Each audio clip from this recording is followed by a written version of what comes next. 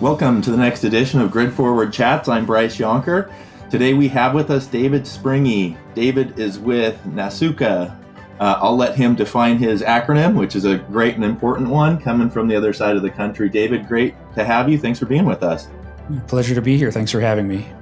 All right, David, tell us a little bit about your background, the role that you have there, and some briefly on what led you to this position, this post. Sure. So just to start off, NASUCA is the National Association of State Utility Consumer Advocates. Quite a mouthful. That's why we go by NASUCA. But if you think about NARUC and the commissioners, NARUC being statutory regulators, all of my members are statutory consumer advocates. We are created in at least 43 states by statute to show up in utility rate cases in front of the Public Utility Commission and represent consumers in those processes. So we are the state statutory advocates. I spent 22 years in Kansas, both at the PUC and the State Consumer Advocates Office, which is called the Citizens Utility Ratepayer Board. Spent the last 13 years running, was the consumer counsel for the Kansas Consumer Advocate, and was active in the association. NASUCA was the association. I was the association president in 2007 to 2009. So I spent the country touring. That was right when the ARA money came out under the Obama administration. And so smart grid and smart meters were all anybody wanted to talk about. So I talked about those for 2 years. Anyways, went back to Kansas to do my day job, and they called me up in 2015 and asked if I would come out to Washington, D.C. and run the association. So I made that hop. So I've been running NASUCA since 2015. Great. I think you already covered this in your introduction, but let's just cover it quickly. What is the role of a consumer advocate, and why do organizations with this focus exist? Yeah, so we exist because historically, really in the 60s and 70s, there were a lot of coal plants and nuclear plants that had a few cost overrun issues. And usually when you get some sort of a cost overrun like that, the first thing the politicians do is look around and go, well, who's representing consumers? And it was recognized that there was really no one in these processes that had the technical ability, the legal skills, and the time and energy to go in there and really represent consumers. I mean, most of us have a day job. People don't have time to think about their utility rates. But we exist really, if you think about it in its simpler sense, to be due process for residential small business customers or whoever our different offices represent. Each state's slightly different in who they represent and how it's set up. But the core is we show up, we review utility filings, we intervene, we provide evidence, we testify, we cross-examine, we write briefs. And core to our mission and our membership is that we have the due process ability to take a commission order to court. Very few people have that real ability to come in and do this job and take an order to court. So at its core, we are the due process arm for consumers in this process, so that we have the same rights and abilities, access to courts that the utilities do. So let's talk a little bit about decision-making and information sharing. I know this is complicated and can go in a lot of paths, but can you talk a little bit about the process for making significant grid investments, the information that you and other parties get, and kind of how does this process work? So, every state's going to be a little bit different in terms of how they go about it. So, historically, the utilities would just go spend money, and every 3 or 4 years would come in for a rate case and say, here's what I spent. Obviously, that changed historically. Some states got into doing formalized integrated resource planning dockets, which looked at all of your resource needs, both generation needs, generation alternatives like demand side options, energy efficiency, and then some of your grid needs to meet those. So some states did that. The reality is a lot of states don't have any sort of formalized planning process at the distribution level. So when you're talking about the lines running up and down the streets or laterals or 65 kV lines here and there, a lot of states don't have sort of a formalized planning process for those. So what you end up in a lot of those states for grid planning purposes is a docket. utilities will file some sort of a docket that says, I want to put in smart meters and I want to spend this amount of money, or I want to do these sorts of grid integrated upgrades, fancier technology, line replacements, reconductoring, those types of things. So it'll come down to a discrete proceeding that we will be involved in and go forward. And so those are fairly common. We've had those all over the country.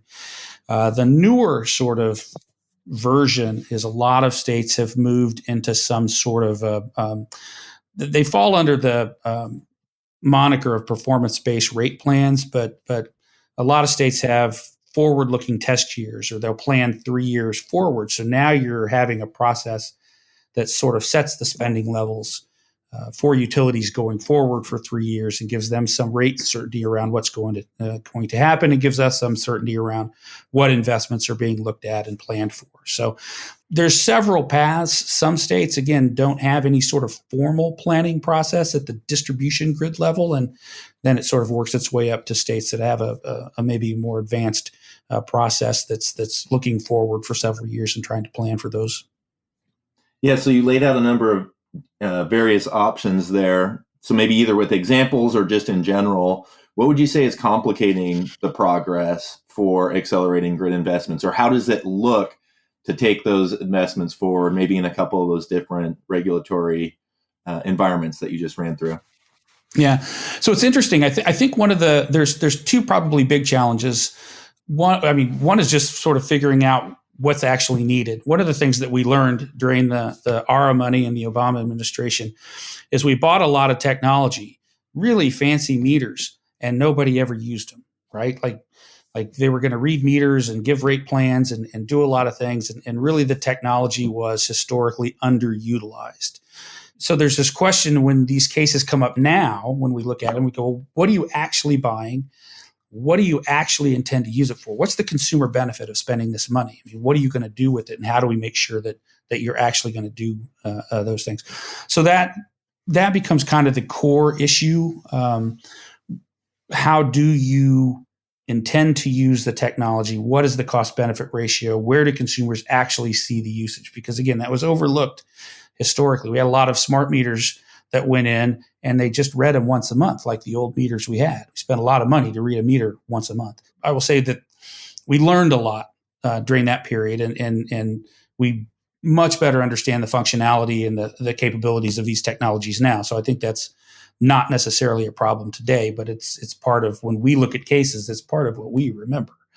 So we are very concerned about sort of what's the underlying cost benefit ratio, how are consumers going to see it. The second piece is, in this day and age, there's a lot of sort of build to the future, right? So it's the field of dreams kind of thing. We are looking forward and we're trying to anticipate, well, where is EV load going to show up? Where is electrification really going to push forward?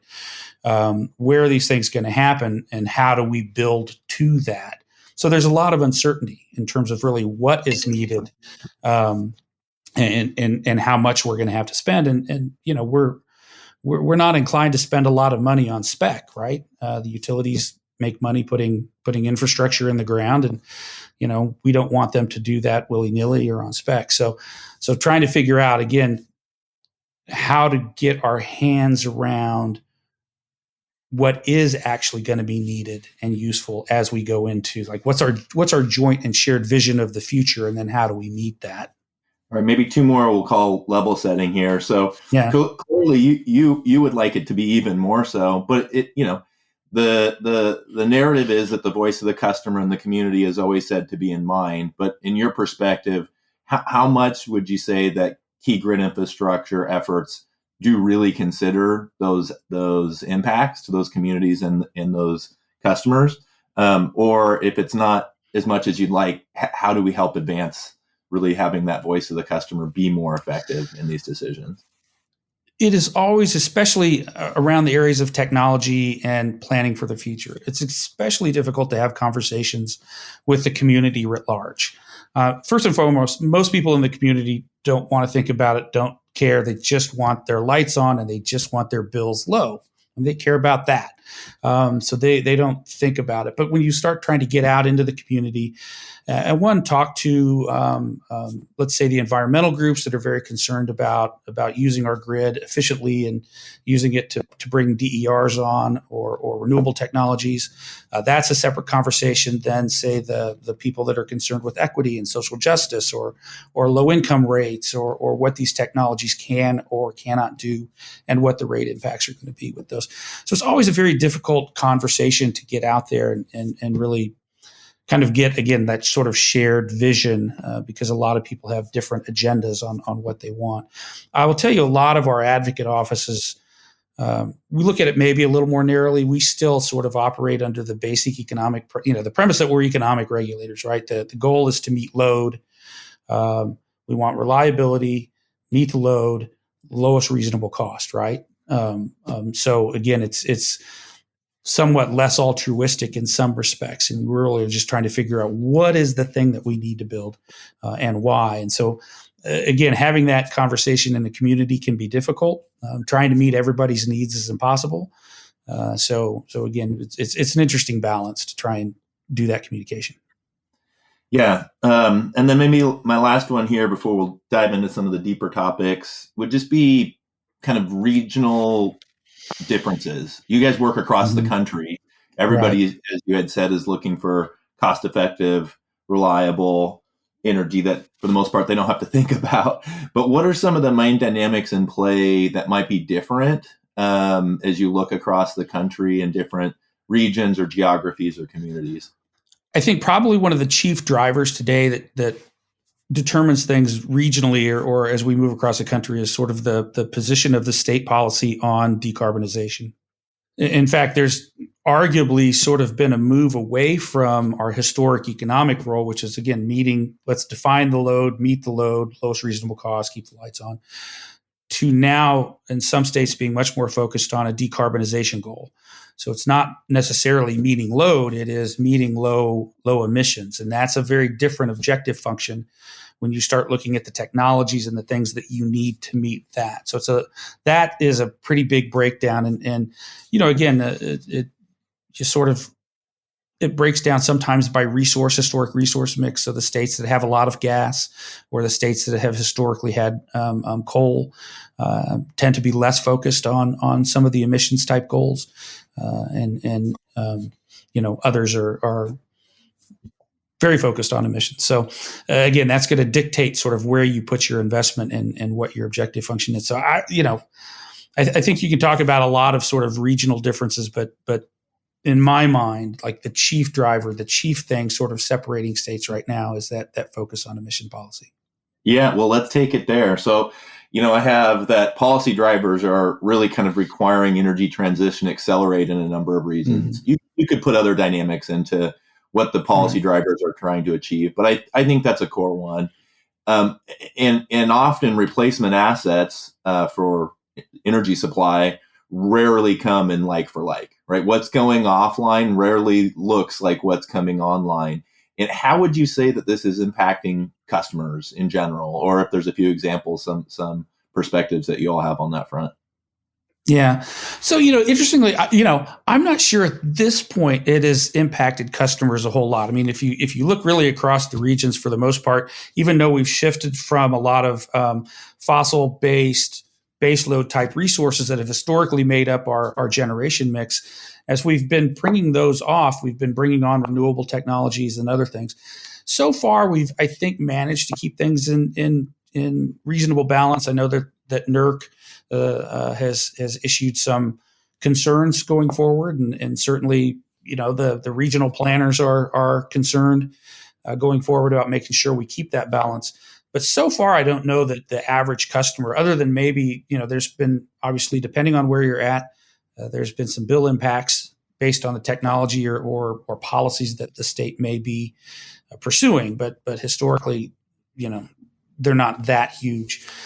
I do worry, I will say that, looking forward, I'm much more worried about things, what everybody's talking about now. And again, this is less of a grid thing, but if you look upstream, the the load necessary to serve data centers, the generation necessary to serve the car plants, battery plants, chip manufacturing in the Northwest.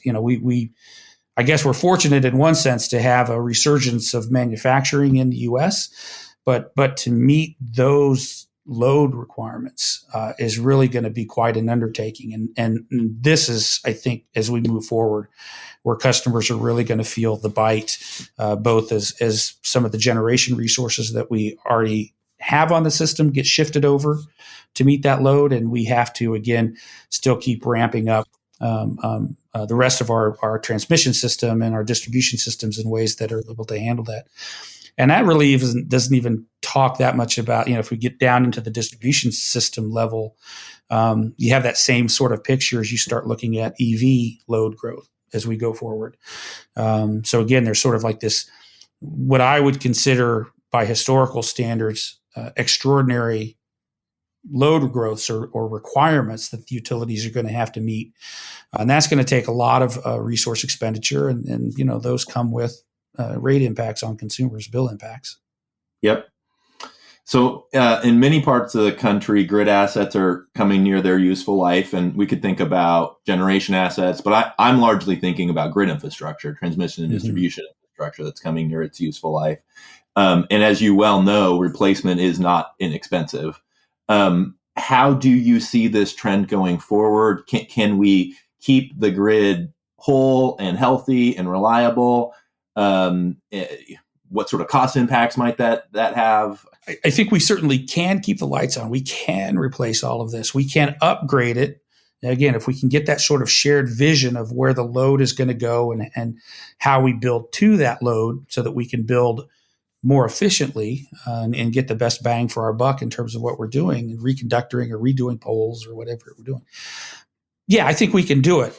It is going to be expensive. There's no question. Consumer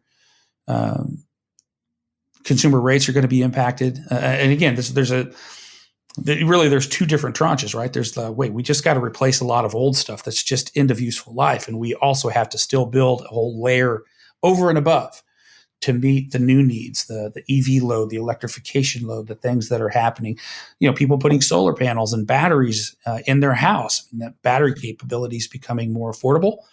That sort of ability to move power in and out of a system instead of one way down a line takes a different set of technologies.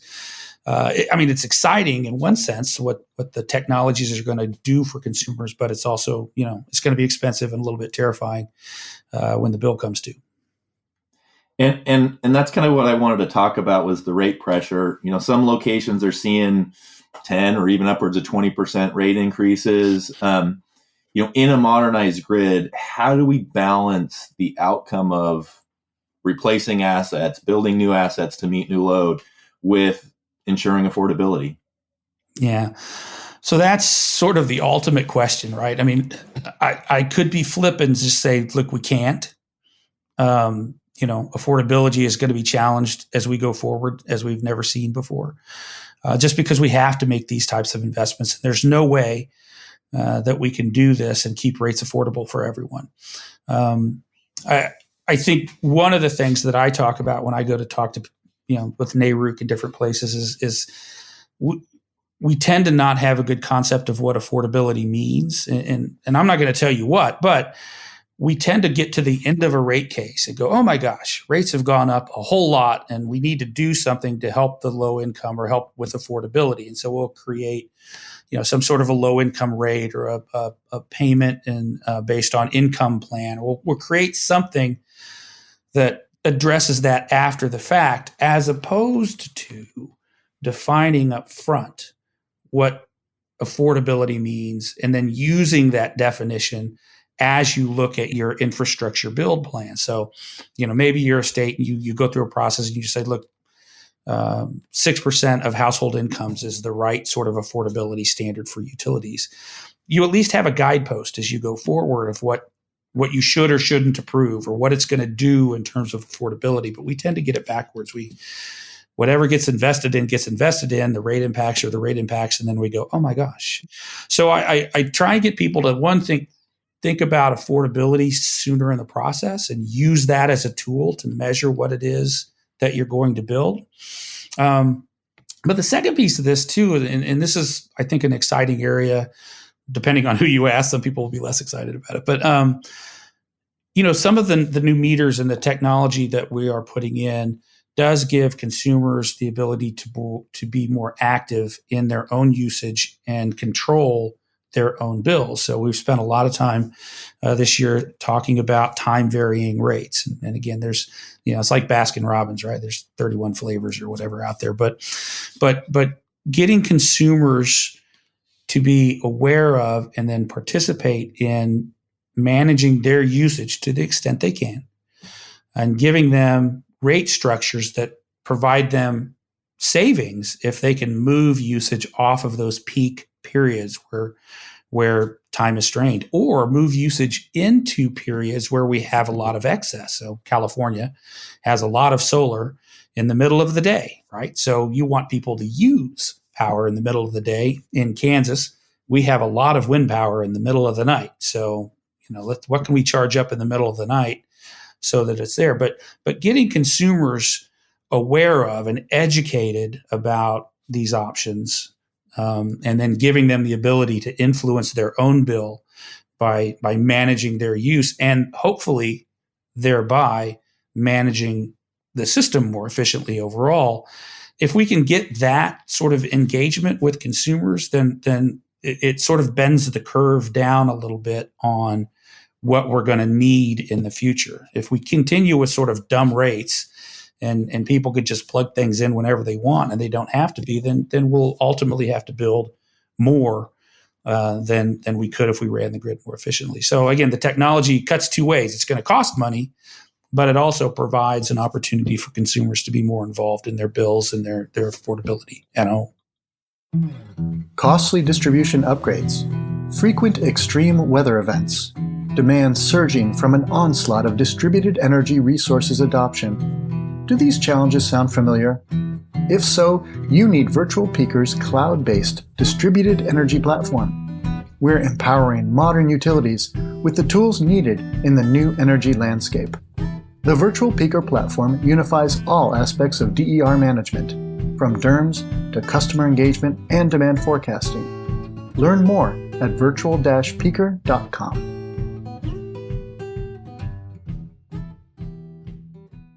I think you covered a lot of it, but dumb rates on a smart grid is not a good outcome. So how do we scale flexible demand, flexible use from customers?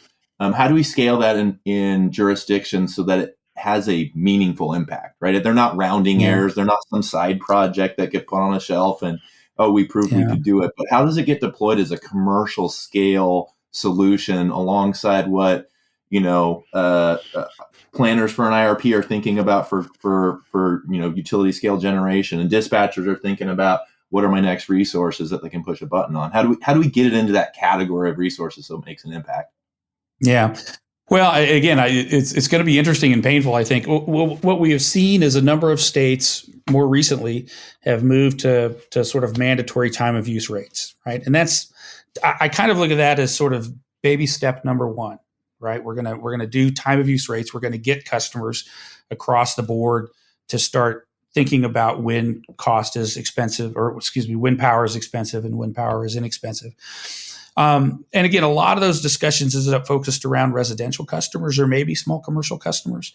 But I do think that goes all the way up the line, right? At some level, we can tell you the locational marginal cost of a kilowatt hour everywhere on the system, every minute of the day, right? So somewhere we have to figure out a way to incorporate those sort of daily fluctuations, and hopefully maybe the technology that understands those fluctuations to help us manage our load.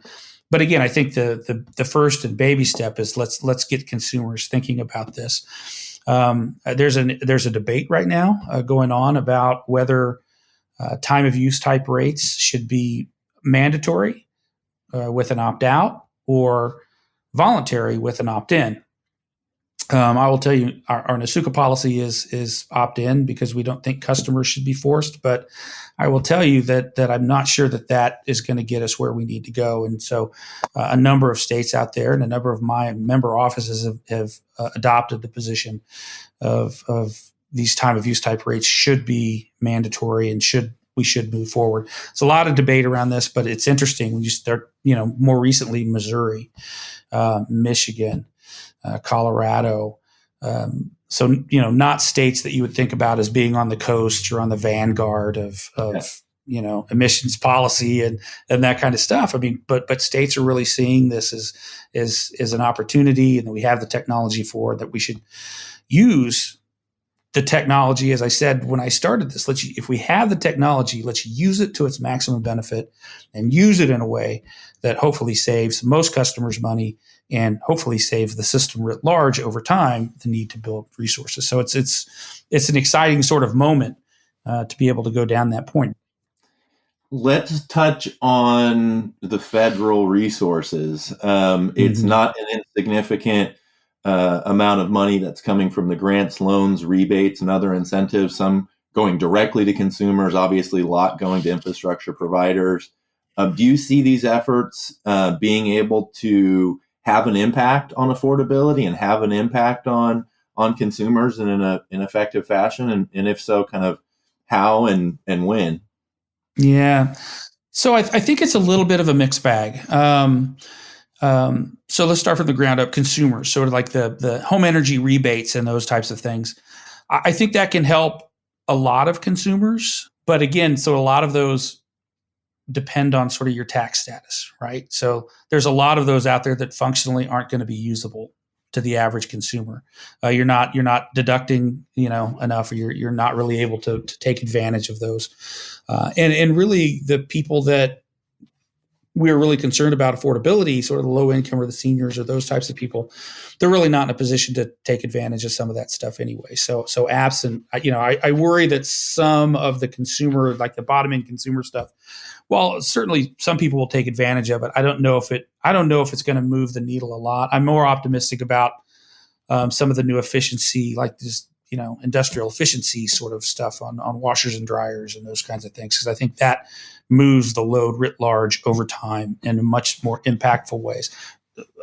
As I think you move up the challenge, I've not seen one of the things that we tend to look at and argue with our utilities is about whether they are accessing the full amount of money that might be possible to help reduce the costs of the resources that the utilities need to meet some of these growing loads. And there's some opportunities out there, but I think even the utilities are somewhat reluctant around taking those. I mean, all of that money comes with a lot of strings, and sometimes is structured in a way that doesn't help maybe maximize what it could be. And then the third chunk of money is really incentivizing private industry to do things, right? It's tax credits for renewables. It's tax credits for private industry to do things that will ultimately show up in the market. So the question is over time, is that actually reducing the cost to consumers, or is it actually going to increase the cost as we have to sort of build the infrastructure to meet these new private sector people that are taking advantage of tax credits? So I will say it's a lot of money, and so I can't even confess to having my head around all the money and all the programs that are going out there. It is really amazing. I think if it does nothing else, it definitely impacts sort of the culture and the focus and the trajectory that we as a country are going down. I mean, it's, they talk about, government being this giant battleship that takes a long time to turn. I mean, I feel like that, while I might look at any individual piece of this and go, maybe good, maybe not as good as I'd hoped for, the writ large is definitely turning the needle. It's definitely pushing more resources over to deal with emissions, to make reliability better, to help renewables, to get new technologies online. So I think it's positive. I'm ultimately, I'm going to say the jury's out on whether I think that's ultimately going to be good for the consumer bottom line when we get our bill in the mail every month or not. Well, I have a lot of other topics I want to cover with you. Can we do like a semi rapid fire? So just Sure. kind of quick if you can on a couple different topics here. There's a lot of developments in markets across the country as they take next steps to bringing resources in potentially wider geographic areas. What role do you think markets can play with regard to customers? Where's that overlap? And is there areas that you think it benefits the end consumer much? So this is an interesting question because it's not necessarily the concept of markets that is bad, but it's sometimes the execution of the markets. And so I will say that we have some states that don't have RTOs in existing markets. Let's down in the Southeast or out in the West, and they're not super excited about them. And not that the market per se is better or worse than traditional regulatory processes. It's that usually when you set up a market, the market is run by one of the regional transmission organizations or the ISOs. And we, where at the state level, we have some voice in the process, we start losing our voice. When you go to a MISO or a PJM or one of those, suddenly consumers really have little voice. The RTOs tend to be sort of captured and beholden to, even though they're ostensibly supposed to be independent, we kind of all know they really aren't. They cater to the needs of the transmission owners. And so they don't necessarily do the things that we as customers always think. And again, we don't have a say in them. So if you're in a state that's talking about moving to an RTO in a market, as a consumer advocate, you have to weigh that against whether whether what that market may bring in terms of entry is better than what we lose in terms of local control. It's a hard question. So again, there's pluses and there is minuses, and whether you want to go down that path, I'm going to leave up to my individual states. And the last kind of topic here would be resiliency. We've covered it almost every podcast we've had in the last 4 years. Yeah. The frequency and impact of disturbances and disruptions is just coming at communities rapid fire. And it often has disproportionate impact on more vulnerable audiences. So from your perspective, advocating for the voice of the consumers, how do we address resiliency investments effectively? How do we address them cost effectively? Any thoughts or responses on that? Yeah, that's super difficult, just because it's, resiliency being so different than reliability, right? Like that ability to come back up after a storm. I think it's an area where technology can provide some solutions. I know, one of the things we definitely know is that we can design a system that has algorithms that can act to reschedule power or reroute power faster than us humans can get there, right? So I think that there's some good things about that, but at some level, it really is a level of hardening in a sense. It seems that the storms are getting more frequent and more powerful. And so the events tend to have bigger impact. And then, of course, we as a society are becoming larger and more dependent on our wire. So there's more stuff out there for the storms to affect that runs downhill. So, I don't know what the right answer is. Again, like the engineering answer is yes, we could fix this, but under no circumstance could we probably afford what the engineers would do to fix that, right? So you've got to draw that balance somewhere. I do think, again, once you get sort of the time of use type rates and consumers more involved in the system, I think consumers can also start looking at DER type technologies in their home, right? So you become a little less vulnerable. And then I think that we have some obligation to make sure that is translating down to the customers that are least able to afford it and often most affected. We have to have a special focus to make sure that they are getting access to these technologies, or that we're making the investments in those areas that actually help them and bring them on. I will also say, though, that part of, there's storms. Yes, there are storms, there are wildfires, and there are things that we just going to have to sort of figure out how to work around. But a lot of the disruptions that we've seen, like the big disruptions, really have been more sort of generation related. Whether it's, a vortex freezing off gas, or, the vortex also freeze coal piles, People don't realize that, but a lot of the coal plants that you think are running aren't running because their coal pile out in the yard has been rained on and iced over. So they're not shoving coal into that plant either. So some of it really too is making sure that we have a redundancy of generation that, can cover and deal with it. And then finally, obviously, the topic everyone's talking about is more transmission lines, so that we have the ability, or more ability, I should say, than we have today of moving power from one region of the country to another region when it's necessary. So again, I think all of those we're capable of doing all those. All of those will increase and improve resilience, being able to bring the system back up in the face of these events. But those, again, are also, more dollar signs added on. Well, David, thank you for your perspectives. Keep up the great work there at NASUCA, and thanks for joining us on the podcast. Oh, thank you. Appreciate you having me. Thanks again to our season sponsor, Virtual Peaker. If you enjoy Grid Forward Chats, please follow us on your favorite podcast platform, give us a like or a review, and tell your colleagues. You can listen to all episodes and learn more about our efforts to advance the grid at gridforward.org.